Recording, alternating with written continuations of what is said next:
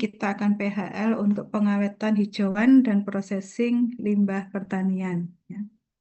Nah, jadi untuk bahwa kita tahu bahwa dunia peternakan ini kebutuhannya sangat luar biasa ya.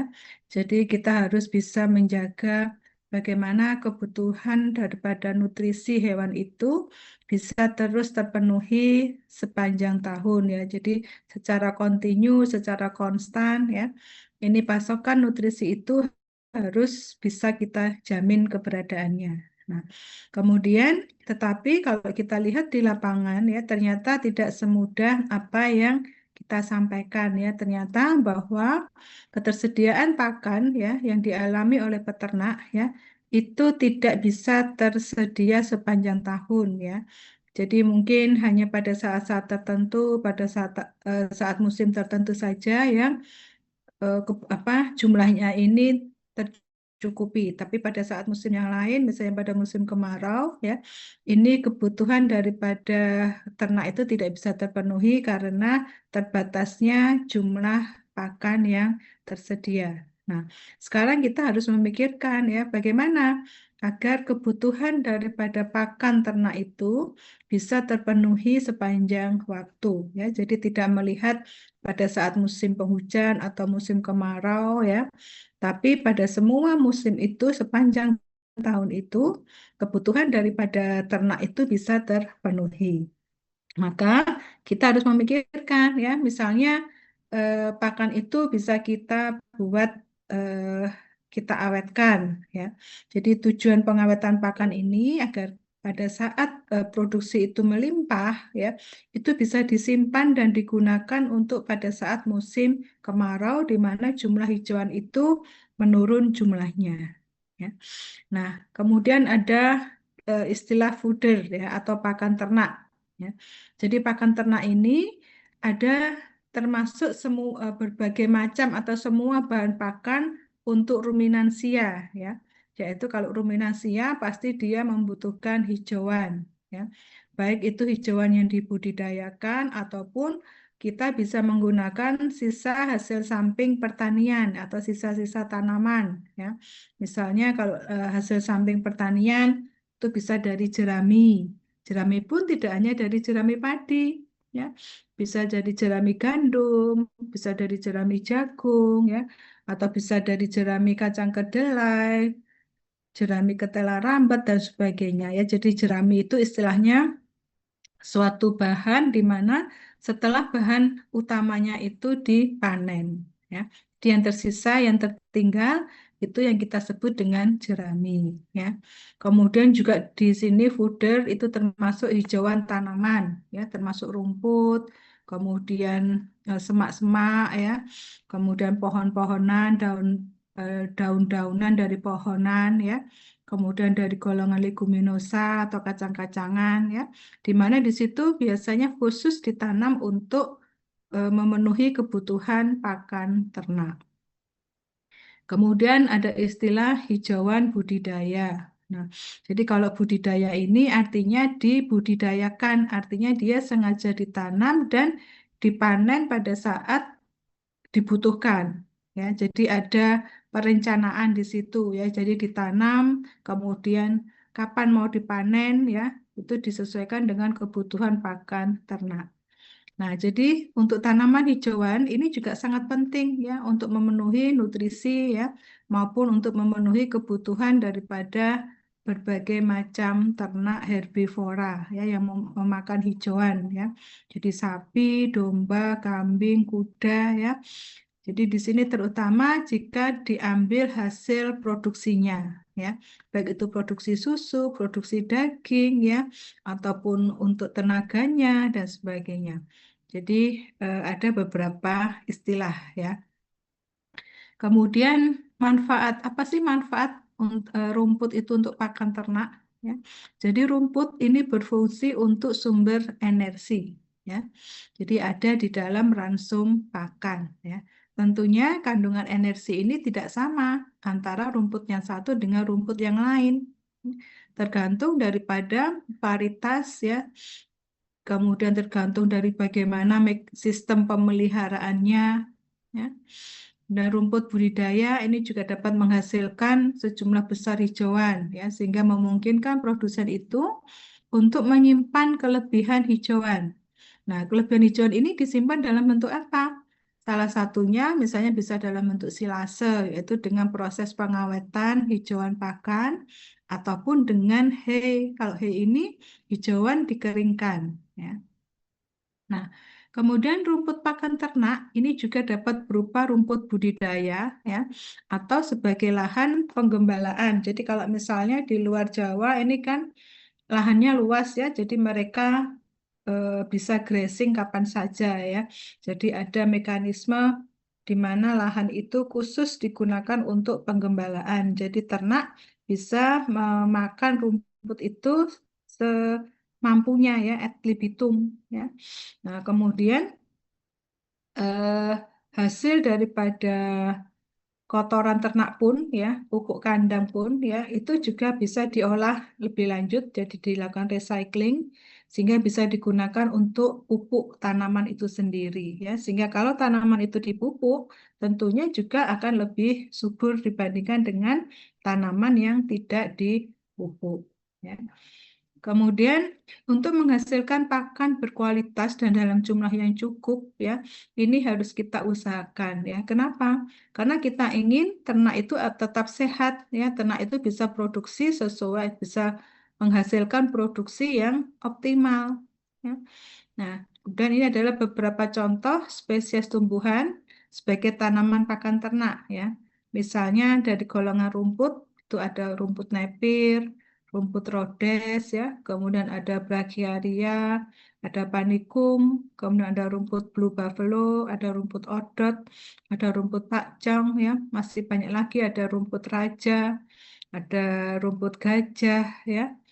Kemudian ada pohon pakan ternak. Ya, kalau pohon pakan ternak ini umumnya dia bisa digolongkan sebagian besar ini dari golongan leguminosa, ya.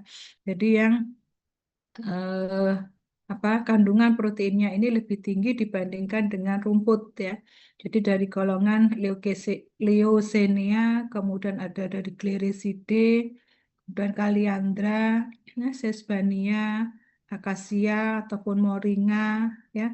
Kemudian ada Herbia atau Winterhorn. Ini mungkin kalau di Indonesia belum, ya. Tapi kalau di Indonesia ini yang sering ini yang Gliricidae, Kaliandra, Akasia, Moringa, ya, Sesbania, Leucaena ini juga banyak di Indonesia. Kemudian legium yang termasuk legium pakan ternak, ya. Di sini kalau di Indonesia itu kebanyakan dari golongan sentro, ya. Ada centrosema, ada golongan stilo, alfalfa, indigo vera, ya. Kemudian kalau limbah pertanian bisa dari hasil samping panen jagung, ya, kita sebut dengan tebon jagung. Kemudian dari panen kacang tanah kita sebut dengan rendeng kacang tanah, ya. Kemudian dari hasil pengolahan biji kapuk atau biji kapas ini dihasilkan bungkil, ya, bungkil biji kapas atau bungkil biji kapuk, ya. Kemudian dari limbahnya panen sorghum, situ juga ada batang daunnya sorghum atau stover, ya. Kemudian kalau Indonesia ini juga banyak pohon singkong, ya. Jadi kulit singkong ini juga bisa digunakan untuk salah satu bahan pakan ternak. Nah, kemudian semua hijauan yang diuraikan di depan tadi itu, ya, dapat dipanen ataupun disimpan, ya, dalam bentuk hay atau dalam bentuk silase, ya. Nah, jadi kalau yang silase atau hay ini bisa disimpan ketika hijauan itu masih dalam kondisi yang segar, ya. Kalau hay segar dikeringkan, kalau silase ini hijauan yang segar yang sudah diangin-anginkan baru diawetkan, ya. Nah, itu juga nanti kualitasnya akan berbeda sesuai dengan bagaimana cara untuk penanganannya, ya. Jadi pemanenan yang tepat waktu, ya. Kemudian juga teknik penyimpanan yang tepat, yang bagus ya. Jadi tidak, kalau yang silase ini kan dibutuhkan suasana atau kondisi anaerob ya. Jadi kalau kondisi anaerob ini benar-benar terjamin ya, maka hasilnya juga akan bagus ya. Tapi kalau misalnya dalam pembuatan silase ini ada kebocoran ya, misalnya nutupnya tidak rapat atau pada saat penekanan hijauan itu masih banyak udara yang terperangkap di dalam hijauan, ataupun mungkin kalau misalnya menggunakan plastik ternyata plastiknya ini lubang-lubang ya karena ketusuk oleh hijauan yang apa, ujung-ujung hijauan yang kuat itu bisa lubang-lubang. Nah, ini juga akan mempengaruhi teknik penyimpanan sehingga hasilnya tidak akan maksimal ya. Nah, pengawetan daripada nilai gizi hijauan itu ya, ini penting ya. Karena apa? Karena tujuannya adalah untuk menghambat pertumbuhan mikroorganisme yang tidak diinginkan ya. Kemudian juga menghambat pembusukan bahan pakan ya, sehingga bisa meminimalkan kehilangan nutrisi maupun kehilangan energi selama hijauan itu diawetkan atau disimpan.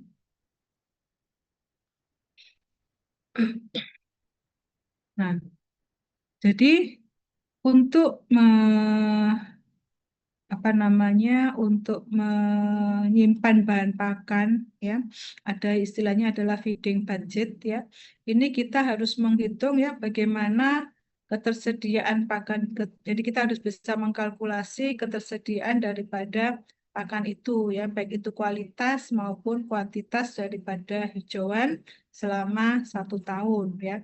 Jadi misalnya kita harus bisa apa ekspektasi kira-kira berapa sih produksinya ya, berapa luas lahannya ya, berapa yang bisa dipanen dan berapa dari hijauan itu residunya ya, residu daripada tanamannya ya, itu dari kuantitasnya.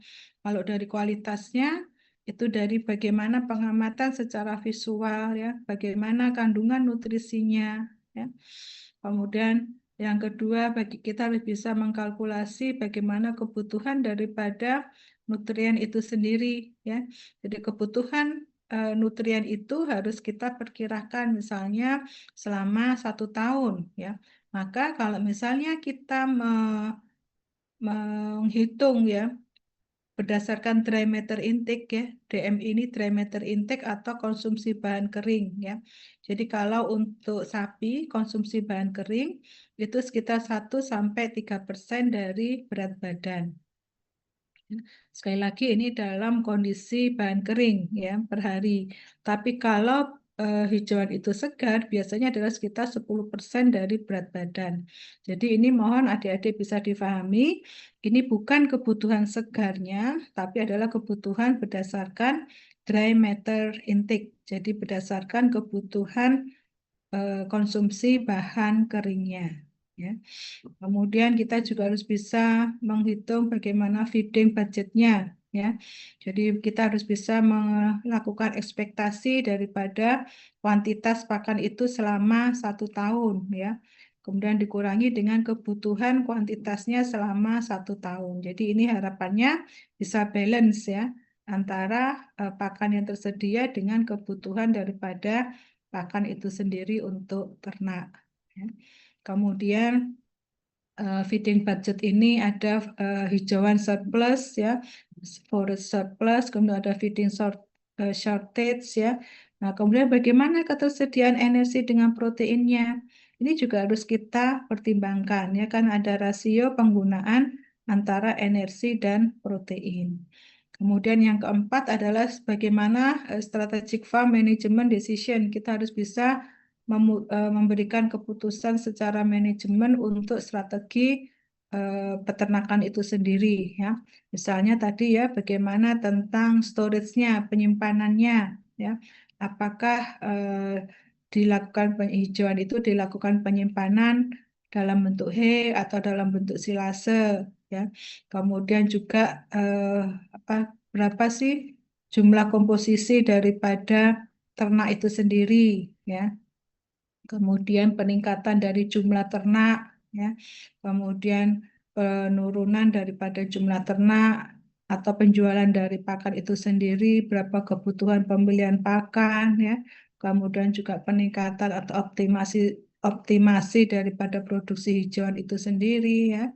Kemudian bagaimana hijauan itu bisa mencukupi ya untuk kebutuhan daripada ternak ya. Kita harus tahu ya kira-kira kebutuhan ternak ini cukup untuk berapa ekor ternak ya. Misalnya kita akan membeli ternak yang baru, kita juga harus bisa memikirkan ternak yang baru ini berapa kebutuhannya ya.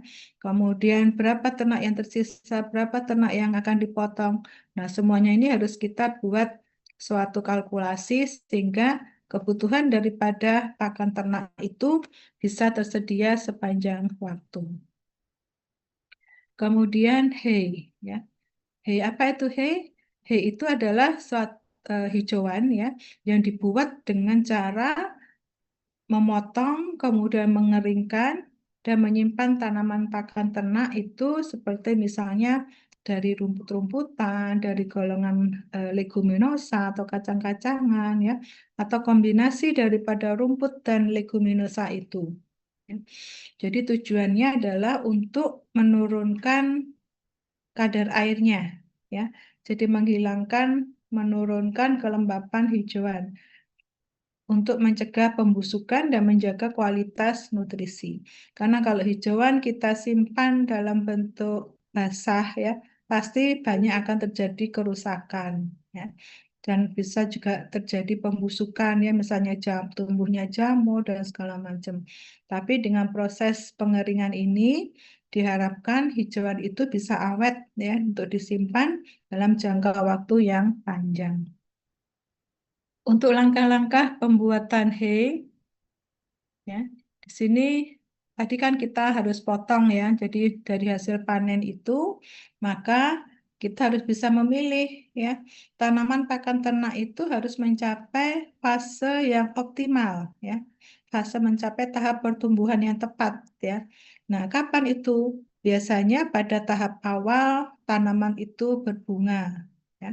Atau pada saat bulir biji mulai muncul ya. Jadi di situ kualitas pakannya ini masih bagus ya. Jadi waktu panen di sini sangat penting untuk memastikan nilai gizi itu tetap maksimal ya. Jadi bukan pada masa yang sudah tua ya, sudah kandungan nutrisinya sudah sangat-sangat menurun ya, tapi pada saat tanaman ini mencapai pertumbuhan yang tepat itu bisa kita panen. Kemudian pengeringan ya. Hijauan yang telah dipotong ya kita hamparkan ya untuk dikeringkan ya. Tapi ada juga yang dibiarkan tumbuh pada lahan pertanian itu sendiri ya. Mungkin kalau adik-adik pernah misalnya perjalanan ya keluar kota ya ke wilayah-wilayah tertentu, di situ ada pohon-pohon jagung yang kering yang sudah dipanen tapi dia dibiarkan kering ya. Jadi ada yang dipotong, ada yang dibiarkan dia di tanaman tumbuh di lahan itu sendiri ya, dibiarkan dengan panas matahari sampai dia kering baru dia dipotong ya. Jadi proses pengeringan ini kalau yang dipotong tadi ini juga akan memakan waktu beberapa hari tergantung daripada cuacanya. Misalnya kalau cuaca ini mataharinya ini juga malu-malu ya untuk atau mendung sering mendung ya atau metode pengeringannya yang misalnya tergantung dari matahari kecuali kalau pakai oven ya, mungkin bisa. Tapi kalau oven ini kan pasti dibutuhkan dalam jumlah yang banyak ya dalam jumlah yang besar. Ini juga akan eh, tambahan untuk biaya pengeringannya ya. Kalau dalam jumlah besar, kalau yang apa namanya lahannya luas ya, ini biasanya mengandalkan matahari ya untuk proses pengeringan. Jadi proses pengeringan ini penting ya agar hijauan ini tidak terlalu kering atau rusak karena hujan ya. Jadi kalau yang dibiarkan di lahan pertanian itu ya dia kena panas, dia kena hujan ya. Tapi kalau misalnya yang dipotong ini maka kita bisa kondisikan dia ada pelindung dari hujan ya. Jadi karena kalau yang sudah kering kemudian kena hujan lagi kan basah lagi ya, dan kena panas, apa kering lagi, kena hujan kering apa basah lagi. Tapi kita usahakan ini kondisinya adalah stabil ya. Jadi dia walaupun dikeringkan tapi dia bisa terpantau tidak rusak karena hujan. Kemudian proses pengepakan ya. Pengepakan ini bisa dilakukan dengan alat ya. Misalnya tadi kalau kita lihat di luar negeri itu ada hijauan yang dikeringkan tapi dia sudah dalam bentuk balok-balok ya. Jadi dipack dengan menggunakan mesin pengepak ya. Macam-macam bentuknya, ya ada yang berbentuk silinder, ada yang berbentuk persegi panjang, ada juga yang berbentuk segi empat ya. Kalau yang saya pernah lihat itu untuk pakan kuda, dia itu seperti lapisan-lapisan rumput ya, lapisan rumput kering itu tapi di, dipadatkan ya, dan warnanya juga masih hijau. Sehingga musim apapun pakan itu tersedia. Ya. Kemudian juga ada yang dibentuk seperti balok-balok ya. Jadi yang hijauan yang kering kemudian dia dibentuk dipack ya, dipadatkan dalam bentuk balok ya. Kemudian macam-macam ya, mungkin kalau adik-adik bisa melihat di apa video-video YouTube ya, bagaimana bentuk hay ya di luar negeri ya. Kemudian ada pengepakan dengan tangan ya. Jika tidak ada mesin pengepak, maka bisa menggunakan kotak yang dilengkapi dengan tali ya. Jadi hay ditekan ke dalam kotak sampai padat, kemudian diikat dengan tali sehingga bisa membentuk suatu bentukan seperti balok. Kemudian yang keempat adalah disimpan ya. Jadi hay yang sudah dikemas kemudian disimpan di tempat yang kering dan terlindungi ya. Jadi kalau sudah kering, kemudian kalau misalnya tempat penyimpanannya ini nggak nggak mewakili ya, misalnya tidak dibuatkan atap ya, jadi mungkin bisa kena hujan ya. Jadi ini kita harus jaga tempat penyimpanannya jangan sampai terkena air lagi ya. Jadi ada misalnya lumbung ya untuk mencegah terjadinya kelembapan dan menjaga daripada kualitas jerami. Nah, ini yang dikatakan tadi ya. Jadi bentukannya ini macam-macam ya. Ada yang seperti gulungan karpet ini ya. Jadi ini tipis-tipis ya, tapi digulung ya. Kemudian ini ada yang dibentuk balok, dipadatkan. Nah, kemudian yang kedua adalah silase. Ya. Jadi silase ini merupakan produk hijauan fermentasi ya, yang terbuat dari tanaman dengan kadar air tinggi. Ya. Jadi artinya bahwa dia disimpan masih dalam kondisi yang segar. Ya. Segar dalam arti bahwa tidak langsung dipanen, langsung dibuat silase, tapi harus diangin-anginkan dulu untuk menurunkan kadar airnya sehingga dia tidak cepat busuk ya. Jadi bisa dari rumput, kemudian bisa dari tanaman kacang-kacangan ya, ataupun bisa dari hasil samping limbah jagung ya. Nah, jadi silase ini juga merupakan salah satu alternatif selain hay untuk kita gunakan sebagai metode untuk mengawetkan hijauan pakan ternak. Nah, keuntungan silase apa? Tanaman ini dapat dipanen tanpa bergantung pada kondisi cuaca, ya. Kemudian kerugian panen berkurang, ya, dan lebih banyak nutrisi per area yang bisa dipanen, ya. Dan pengawetan dengan silase ini juga memungkinkan penggunaan berbagai macam jenis tanaman, ya. Jadi tidak hanya dari rumput, ya, tapi bisa dari macam-macam tanaman yang lainnya. Nah, di dalam proses pembuatan silase ya, di situ ada proses fermentasi ya. Jadi, jadi proses fermentasi yang terjadi dalam produksi silase ini adalah membantu untuk menjaga kualitas daripada kandungan nutrisi hijauan tersebut ya. Ini memastikan bahwa silase dapat mempertahankan kadar vitamin dan mineral yang lebih tinggi dibandingkan dengan hay. Ya. Kemudian juga pembuatan silase ini membutuhkan bakteri asam laktat ya, yang bisa mengubah komponen gula menghasilkan produksi asam laktat maupun produksi asam asetat maupun asam butirat dalam kondisi penyimpanan anaerob. Dan dalam proses pembuatan silase ini juga bisa, kalau kita lihat nanti hasilnya bau-bau asam harum ya. Jadi bisa menurunkan nilai pH dan menjaga nilai gizinya ya. Dan menghambat pertumbuhan mikroorganisme yang tidak diinginkan, juga mengalahkan hijauan dalam jangka waktu yang lama ya. Jadi artinya bahwa jika silase ini dibuat dengan proses yang sesuai, yang tepat, ya, maka hijauan ini bisa disimpan bahkan sampai 2 tahun, ya. Tapi dalam arti bahwa prosesnya ini harus benar-benar tepat, ya. Karena kalau tidak tepat prosesinya, maka malah bisa terjadi kerusakan, ya. Jadi meskipun pengawetan dengan cara silase ini untuk menghasilkan hijauan dalam jumlah besar ya, juga ada substrat lain ya, termasuk biji-bijian ya, atau produk samping seperti DDGS ataupun ampas bir ya, ini juga bisa diawetkan dengan cara silase.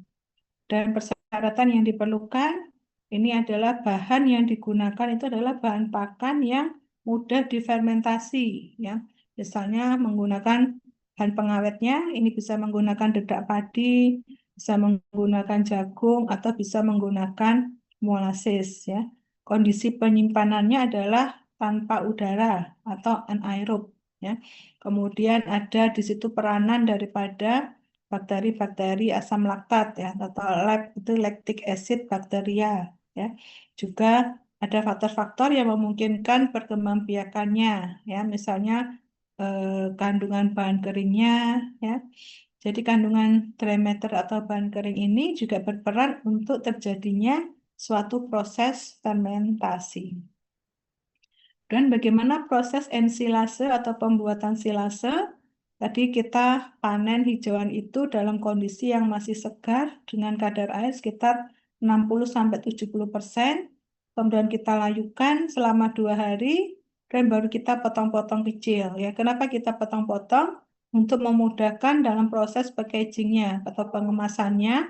Ya, karena kan kita harapkan di situ ada kondisi anaerob. Kalau tanaman itu panjang-panjang, maka kalau kita tekan-tekan di dalam apa namanya wadah untuk menyimpannya, maka kemungkinan udara yang terperangkap itu masih cukup besar. Tapi kalau kita potong-potong, maka kemungkinan kalau pada saat kita melakukan pemadatan, ini udara yang terperangkap ini jauh lebih sedikit. Ya. Kemudian kita lakukan pengepakan, hijauan yang tadi cincang dipadatkan untuk mencegah masuknya udara. Jadi ini kuncinya juga ya. Jadi harus kita kondisikan dalam kondisi anaerob ya. Jadi harus dipadatkan. Kemudian kita simpan ya dalam kondisi yang anaerob. Kemudian baru kita simpan sehingga di situ akan terjadi proses fermentasi selama penyimpanan. Jadi harus dipastikan bahwa tempatnya ini adalah aman, tidak bocor ya. Jadi tidak rusak oleh pemotongan-pemotongan apa? Karena kalau kita lihat ujung-ujung pada saat tanaman itu dipotong kan runcing-runcing ya. Nah, kemudian fermentasi dalam kondisi anaerob tanpa oksigen ya. Kemudian bakteri asam laktat itu secara alami ada pada hijauan yang membantu proses fermentasi. Kemudian setelah bakteri asam laktat terbentuk, maka dia akan menghasilkan asam laktat ya, sehingga menyebabkan penurunan pH ya. Sehingga nanti karena kondisi asam, maka hijauan itu menjadi awet ya. Kemudian setelah silo terisi, kemudian kita tutup rapat ya. Jadi setelah kita padatkan untuk mengeluarkan udaranya, kita tutup rapat ya dengan tali ya ataupun apapun misalnya selotip atau tali atau apapun ya. Bahkan ada yang di vakum ya. Jadi menggunakan vakum untuk penyedot debu itu ya, sehingga benar-benar udara itu bisa keluar ya. Kemudian proses pembuatan silase dibagi menjadi 4 fase utama ya. Ada fase aerob, di mana di sini masih terjadi proses respirasi dan protolisis ya oleh enzim tanaman itu sendiri. Ya. Jadi proses ini dapat dikurangi dengan cara tadi ya pemotongan ya, kemudian pemadatan bahan dengan tepat ya. Jadi benar-benar eh, apa namanya oksigen ini tidak terlalu banyak ya. Jadi fase ini memakan waktu sekitar 3 hari ya dalam kondisi normal. Kemudian fase yang kedua adalah terjadi proses fermentasi ya.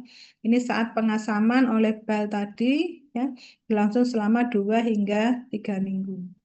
Kemudian masuk dalam kondisi anaerob ya. Jadi bakteri asam laktat ini menghasilkan sejumlah besar asam laktat dan penurunan pH ya yang bisa menghambat pertumbuhan daripada mikroba-mikroba yang patogen terutama dari golongan Clostridia maupun Enterobacter ya. Kemudian LAB ini, lactic acid bacteria ini akan memfermentasi substrat secara homofermentatif ya, artinya homofermentatif ini hanya menghasilkan asam laktat ya, atau hetero. Kalau hetero ini selain asam laktat juga dihasilkan asam asetat. Ya. Namun pada LAB ini hanya 0,1 sampai 1,0% dari mikroflora epifit normalnya ya. Sehingga penggunaan inokulan bakteri untuk mengamankan fermentasi ini bisa digunakan. Jadi misalnya mau menambahkan bakteri asam laktat, ini juga bisa ya, sehingga untuk mempercepat kondisi penurunan pH ya. Kemudian ada fase stabil ya. Jadi fermentasi berhenti karena kekurangan substrat karbohidrat ya, dan pH-nya tetap konstan bergantung pada kondisi anaerob. Dan yang keempat adalah fase pengeluaran ya. Jadi setelah eh, proses silase ini selesai, maka silo atau tempat penyimpanan silase tadi itu dibuka ya. Kemudian sebagian silase ini akan terpapar oksigen ya. Mikroorganisme aerobik, terutama lagi jamur ini akan tumbuh ya. Nah, jadi fase ini akan menentukan hilang atau tidaknya nutrisi ini sangat tinggi. Kemudian ada asam alifatik rantai pendek, yaitu ada asetat, propionat, butirat ya. Ini tadi yang berperan untuk menurunkan pH ya, sehingga ragi jamur yang biasanya tidak bisa tahan hidup pada pH rendah itu akan mati ya. Sehingga inokulan biologis yang mengandung bakteri heterofermentatif ini bisa digunakan untuk proses silase tadi. Dan juga ada respon terhadap aditif, ini bergantung pada hijauan yang akan diolah ya, juga kandungan bahan keringnya, atau diameternya, dan kandungan gulanya, kapasitas bahan penyangga dan bahan aslinya. Ya. Dan karakteristik inokulan ini meliputi laju pertumbuhan yang cepat, ya, kemudian toleransi terhadap kondisi pH asam atau pH rendah, dan kemampuan untuk menurunkan pH secara cepat, ya, dan tidak reaktif terhadap asam organik, toleransi terhadap suhu yang luas, ya, kemampuan untuk tumbuh dengan kandungan DM yang tinggi, tidak ada aktivitas protolitik, dan kemampuan untuk menghidrolisis zat pati.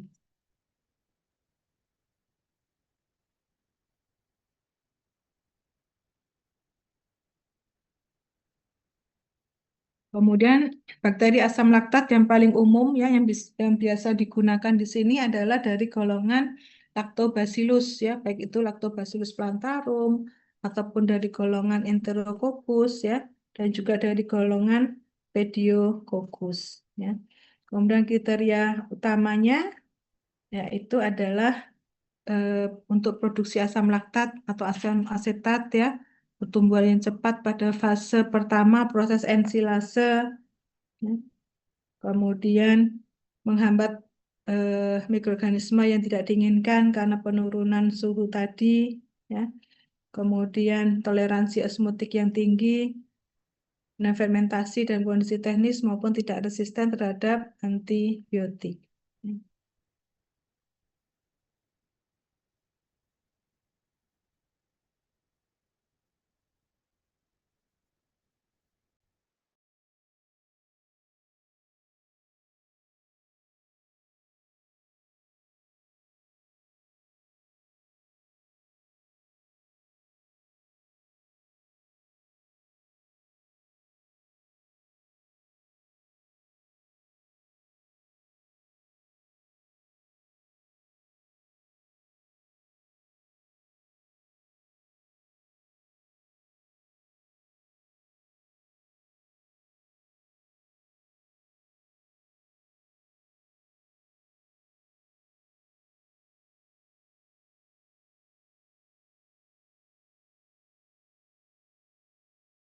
Daripada kualitas silase, ya.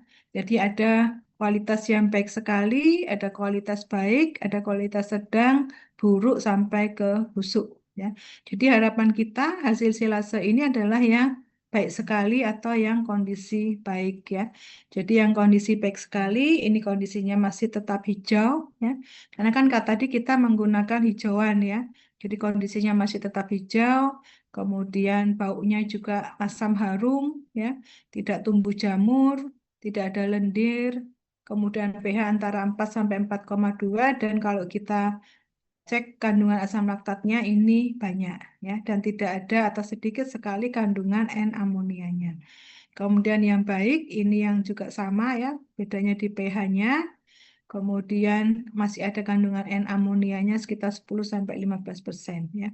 Kalau yang busuk ini yang eh, tidak kita harapkan, ya. Yang buruk, busuk ini tidak kita harapkan. Artinya bahwa di situ akan terjadi proses, di situ telah terjadi proses yang tidak sesuai. Ya. Jadi mungkin tadi karena hijauannya segar, masih banyak kadar airnya, kemudian kondisinya tidak anaerob, ya. Kemudian hijauan tidak dipotong-potong sehingga udara itu masih banyak yang tersisa sehingga di situ masih terjadi proses respirasi, ya. Nah, jadi memang kelihatannya sederhana, ya, tetapi untuk pelaksanaannya ini harus benar-benar bagus, ya, tepat, ya, sehingga yang kita harapkan ini bisa baik sekali atau baik. Ya.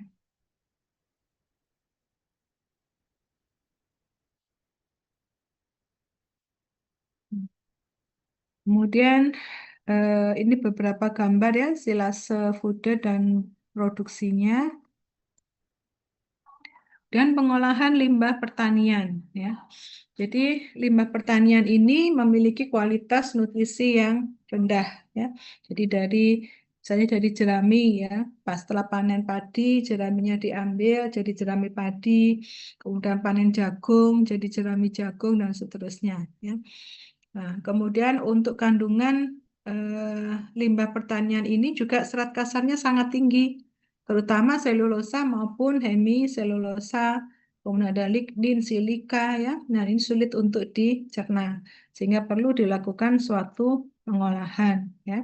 Jadi ada misalnya di sini pengolahan dengan hidrolisis basah. Tujuannya adalah untuk melarutkan mineral silikat yang sulit untuk dicerna, ya. Kemudian menghidrolisis lignoselulosa dan lignohemiselulosa, dan juga kandungan serat kasarnya menjadi menurun. Kalau serat kasar menurun, berarti tingkat kecernaannya bisa meningkat, ya. Kecernaan meningkat, berarti tingkat konsumsinya juga akan meningkat, ya. Nah, untuk proses hidrolisis basah ini bisa menggunakan caustic soda NaOH atau bisa menggunakan kapur CaOH2. Kalau dengan NaOH, maka cara pengolahannya, maka kita perlu memotong jerami kurang lebih 5 cm, kemudian ditimbang. Ini untuk praktikum, ya. Jadi potong jerami kurang lebih 5 cm, dan kita timbang 500 gram. Kemudian dosisnya NaOH itu 2-3% dari bahan kering jerami dengan pK sekitar 80%, ya. Jadi walaupun jerami itu kering, ya, tapi dia bukan berarti 0% kadar air, ya. Pasti masih ada kadar airnya di situ. Sehingga kalau kita perkirakan itu kadar air untuk BK jerami itu ada sekitar 80%. Jadi misalnya berat kering jerami, tadi kan kita akan menimbang jerami 500 gram, berarti berapa dosis NaOH? Itu ada 2-3% dari BK jeraminya, yang 500 tadi ya. Di BK jerami itu 80% dari 500 gram, itu adalah 400 gram. Berarti NaOH yang diperlukan ya dari 400 gram ini, bukan yang dari 500 gram tadi. 500 gram itu kan volumenya ya, beratnya ya.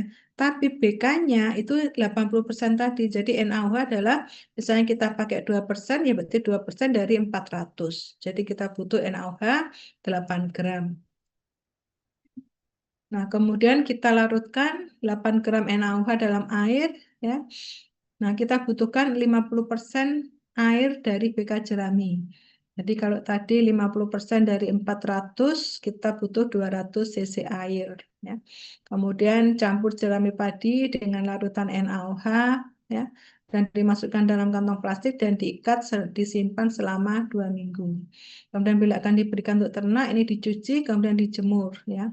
Keuntungan menggunakan NaOH ini paling efektif untuk meningkatkan kualitas jerami dan melarutkan silika, ya, kemudian menaikkan kecernaan, menaikkan konsumsi ya dari 27% sampai menjadi 51%. Dan kerugian memakai NaOH ini harganya relatif mahal dan sulit ya didapatkan, terutama di pedesaan. Dan kalau Na plusnya ini didapatkan jumlah yang besar dalam tubuh, ini bisa mengganggu keseimbangan daripada mineral-mineral yang lain ya. Dan limbahnya ini juga bisa menyebabkan polusi pada tanah dan lingkungan ya.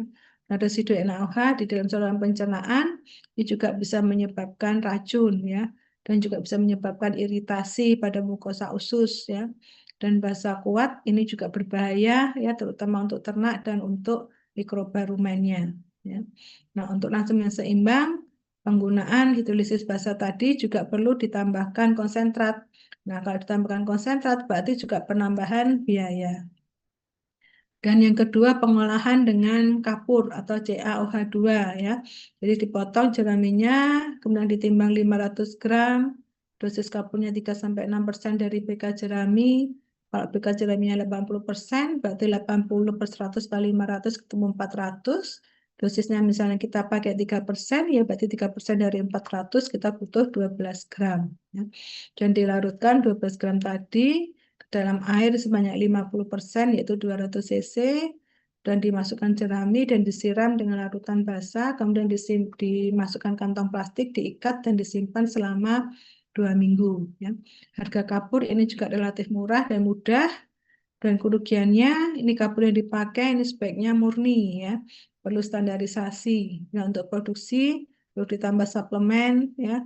Dalam langsung ini sudah terdapat sebenarnya mineral Ca yang cukup tinggi ya. Dan ada yang penggunaan NaCl ya, dosis garam ini adalah 4% dari BK jerami, sama ya penghitungannya, caranya juga sama. Kita larutkan air, kita larutkan garam dengan air, kemudian kita semprotkan dalam jerami, disimpan masukkan plastik dan disimpan selama 2 minggu. Dan ada yang pengolahan dengan amoniasi ya, dengan amonia NH3 ya. Kita bisa menggunakan urea atau CONH2. Kita bisa menggunakan sumber NH3 yang lain yaitu urin. Kita juga bisa menggunakan cairan rumen yang juga mengandung NH3 ya. Dan daya kerja NH3 ini sebagai pengawet ya, fungisida maupun bakterisida ya. NH3 ini terfiksasi dalam jerami. Jadi kenapa protein kasar dalam proses amoniasi ini meningkat ya? Karena di situ kan tadi kita menambahkan NH3 ya. Di NH3 yang terfiksasi di dalam jerami itu bisa meningkatkan kadar protein kasar. Ya. Di 30-60% NH3 ini terjadi pada proses amoniasi ya. Bisa terserap atau terfiksasi dalam jaringan jerami, sehingga kalau kita lakukan analisis itu terjadi peningkatan kadar protein kasar. Ya. Jadi dengan proses amoniasi tadi, ini terjadi proses pemutusan ikatan hidrogen di mana terjadi pengembangan daripada jaringan tanaman, ya, sehingga terjadi peningkatan fleksibilitas daripada dinding sel tanaman. Terjadi proses pengembangan atau swelling, ya, dan terjadi pelonggaran antara ikatan lignoselulosa maupun dengan lignohemiselulosa, ya, sehingga enzim-enzim yang berperan untuk mendegradasi selulosa yaitu enzim selulase maupun enzim hemiselulase itu bisa bekerja secara maksimal, ya, sehingga terjadi peningkatan kecernaan, ya. Jadi sekali lagi bahwa enzim selulase maupun hemiselulase ini tidak diproduksi oleh hewan tetapi diproduksi oleh mikroba yang ada di dalam ternak itu sendiri. Jadi mikroba itu akan menghasilkan enzim. Ya. Dan contoh pengolahan dengan urea, ya, jerami amoniasi urea. Ya. Tujuannya adalah menghidrolisis ikatan lignoselulosa maupun lignohemiselulosa dan melarutkan mineral silikat, ya, mengembangkan lignoselulose, memudahkan mutasi enzim, juga tadi meningkatkan kandungan protein jerami, ya, protein kasar, ya, dan juga meningkatkan kecernaan, ya. Penggunaannya di sini dosis ureanya sekitar 4-6%, caranya juga sama, ya. Caranya sama semua, ya. Nah, yang perlu diperhatikan jangan sampai terjadi keracunan urea, ya. Jadi urea yang dipergunakan ini maksimal 6%, ya. Jadi kalau lebih dari 6% ini bisa menimbulkan toksik, ya. Jadi terjadinya keracunan urea. Urea ini akan disebabkan karena urea ini akan terurai menjadi amonia di dalam rumen, ya. Nah, dia bisa masuk ke dalam aliran darah, ya, di mana hati tidak mampu untuk mengubah amonia dengan cepat menjadi urea atau recycling urea, ya. Sehingga apa? Konsentrasi amonia di dalam darah ini akan meningkat, ya, akan sangat-sangat meningkat. Ini akan bisa berpengaruh masuk dalam otak dan bisa menyebabkan kematian, ya. Jadi untuk mencegah keracunan urea ini bisa diberikan 2-3 liter cuka secepat mungkin, ya, dengan konsentrasi 5% asam asetat, ya. Kemudian keuntungan amoniasi ini urea mudah, ya, kita dapatkan terutama di daerah pedesaan, bahkan kalau di kota-kota pun di toko bahan-bahan kimia itu juga murah, ya, mudah, murah, ya, juga apa pelaksanaannya juga mudah, ya. Kemudian juga kerugiannya perlu kita waspadai kalau penggunaannya itu berlebih bisa menyebabkan keracunan. Pengolahan jerami, ya, ini selulosa dalam bentuk amorf, kristal, ya. Macam pengolahan jerami tadi bisa secara fisik, kimia, maupun biologis, ya. Secara fisik, secara mekanik, ya. Secara fisik ini ada mekanik, uap panas maupun dengan sinar X, ya. Kalau secara mekanik ini bisa dengan cara pemotongan, penggilingan, ya. Tujuannya adalah untuk mengurangi ukuran panjang jerami, ya. Kemudian juga memudahkan pengunyahan sehingga mudah dicerna, ya. Sehingga diharapkan nanti bisa meningkatkan konsumsi daripada ternak itu sendiri. Kemudian kalau uap panas ini dengan cara dikukus, ya. Ini juga bisa memudahkan penetrasi daripada enzim pencernaan, ya. Kalau dengan sinar X ini eh, agak mahal, ya, karena kan tidak sinar X ini tidak mudah untuk bisa didapatkan, ya. Pengolahan jerami secara biologis di sini tujuannya adalah untuk menguraikan ikatan lignoselulus dan lignohemiselulus dan melarutkan sebagai mineral silikat, bahan organik, ya, juga bisa meningkatkan kadar protein kasar jerami, meningkatkan kecernaan, dan juga bisa menurunkan pertumbuhan jamur maupun bakteri yang berbahaya, ya. Keuntungan hidrolisis dengan menggunakan enzim tadi, ya, secara biologis ini bisa mengurangi lignin, mengurangi kristalinitas daripada selulus, dan meningkatkan luas permukaan daripada bahan pakan. Nah, mikroba yang sering digunakan dari golongan fungi, ya, dari golongan Basidiomycetes ataupun dari golongan bakteri selulitik, ya.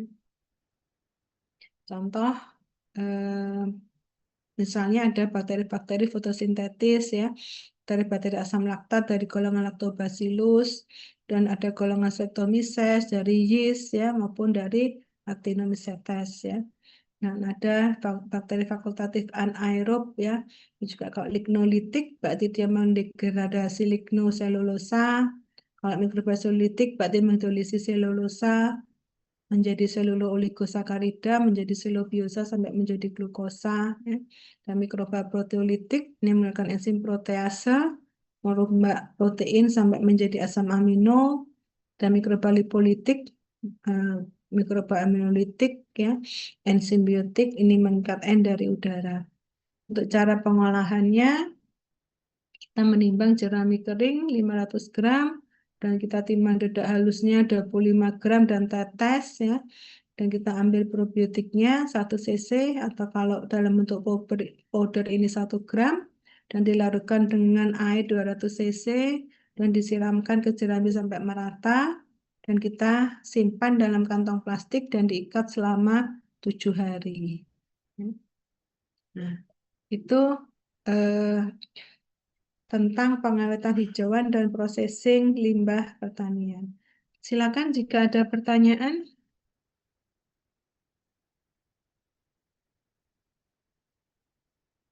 Apakah bisa difahami semuanya?